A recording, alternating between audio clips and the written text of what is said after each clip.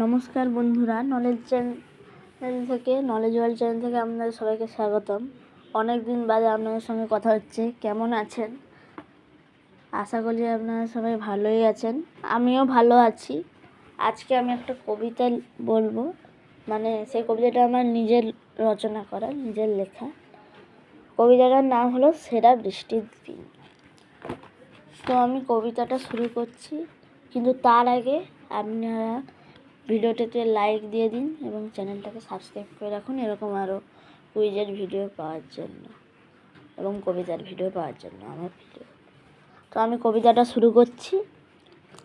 আমার কবিতাটা লেখা হলো সেরা বৃষ্টির দিন।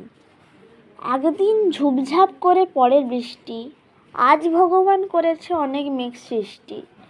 পুকুরে জল পড়ে টুপটাপ, চড়চড় হয় টিন। এটি হলো আমার একটা সেরা বৃষ্টি। একদিন আমি জানলা দিয়ে দেখেছিলাম গাছ, একবার উঁকি মেরে পুকুরে দেখেছি অনেক মাছ। জানলা দিয়ে দূরবীন দিয়ে দেখেছিলাম আমি চিন। এটি আমার আরও একটা সেরা বৃষ্টির দিন।